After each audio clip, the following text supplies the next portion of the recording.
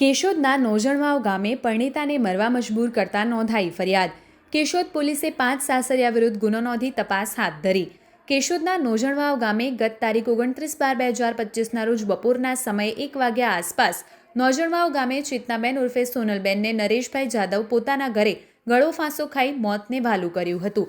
જે બનાવ અંગે મૃતક યુવતીના માતા લક્ષ્મીબેન પીઠાભાઈ ચૌહાણ, ઉંમર વર્ષ 56, મૂળ રહેવાસી ખાડિયા ગામ, તાલુકો જિલ્લો જુનાગઢ, હાલ રહે રાજકોટના દીકરી ચેતનાબેન ઉર્ફે સોનલબેનને પતિ નરેશ કેશુભાઈ જાદવ, સસરા કેશુભાઈ અમરાભાઈ જાદવ, જેઠ દેવાયતભાઈ કેશુભાઈ જાદવ, જેઠાણી ભાવુબેન દેવાયતભાઈ જાદવ, સુરેશ ડાયાભાઈ જાદવ રહેવાસી તમામ નોજણવાવ તાલુકો કેશોદ દ્વારા નાની નાની વાતોમાં સતત મેણાટોણા મારી નરેશ કેશુભાઈ જાદવ દ્વારા મારામારી સતત માનસિક અને શારીરિક દુઃખ ત્રાસ આપી મરવા માટે મજબૂર કરતા ચેતનાબેન ઉર્ફે સોનલબેને પોતાના ઘરે નોજણવાવ ગામે ગળો ફાંસો ખાઈ મરણ જતા કેશોદ પોલીસ દ્વારા મૃતક યુવતીના માતાનું નિવેદન નોંધી ભારતીય ન્યાય સંહિતાની કલમ 85, 108, 54 હેઠળ નરેશ કેશુભાઈ જાદવ, કેશુભાઈ અમરાભાઈ જાદવ, દેવાયતભાઈ કેશુભાઈ જાદવ, જેઠાણી ભાવુબેન દેવાયતભાઈ જાદવ, સુરેશ ડાયાભાઈ જાદવ રહેવાસી તમામ નોજણવાવ તાલુકા કેશોદ વિરુદ્ધ ગુનો નોંધી આગળની તપાસ કેશોદ પોલીસ દ્વારા હાથ ધરવામાં આવી છે.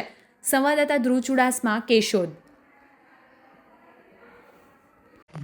ગત રોજ કેશોદ પોલીસ સ્ટેશન ખાતે આપઘાતના દુષ્કર્મનો એક બનાવ જાહેર થયેલો છે, જેમાં ફરિયાદી લક્ષ્મીબેન વાઇફ ઓફ પીઠાભાઈ ઉકાભાઈ ચૌહાણ, હાલ રહે ખડિયા ગામ, તાલુકો જિલ્લો જુનાગઢ, નાઓને પોતાની પુત્રી સોનલબેન ઉર્ફે ચેતનાબેન કે જેઓના લગ્ન આ કામના આરોપી નરેશભાઈ કેશુભાઈ જાદવ સાથે આશરે 15 વર્ષ પહેલાં થયેલા હતા.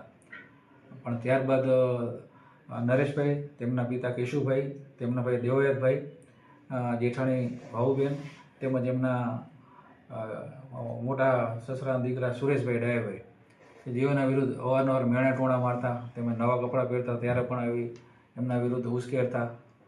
જે બાબતમાં આ કામના આરોપી નરેશભાઈ જે તેમના પતિ થાય છે, તેઓ પણ અગાઉ આજથી 1 વર્ષ પહેલાં પણ એમને માર મારેલ, ત્યારે પણ હાથમાં ફ્રેક્ચર થયેલ હતું. ત્યારે પણ એના મા બાપે એમને કીધું ફરિયાદ કરવાનું, પરંતુ તેઓ પોતાનું લગ્ન જીવન બચાવવા માટે ફરિયાદ કરેલ ન હતી. ત્યારબાદ આજથી 1 માસ પહેલાં પણ એમની સાથે બોલાચાલીને ઝઘડો કરેલો, માર મારેલ. જે બાબતની પણ તેઓ રીસામણે ગયેલા. ત્યારબાદ પણ તેઓને સમજાવટથી પરત આવેલા. આમ અવારનવાર તેના ઉપર માર મારતા, મેણાટોણા કરતા હોય. ગઈ તારીખ 29/12 તેઓ પોતાના ઘરે ગળે ફાંસો ખાઈ મરણ ગયેલી. જે બાબતની ફરિયાદ મરણ જનારના માતાએ ઉપરોક્ત 5 આરોપી વિરુદ્ધ ફરિયાદ કરતા કેશોદ પોલીસ સ્ટેશનમાં ગુનો દાખલ કરી આગળની તપાસ હાથ ધરેલી.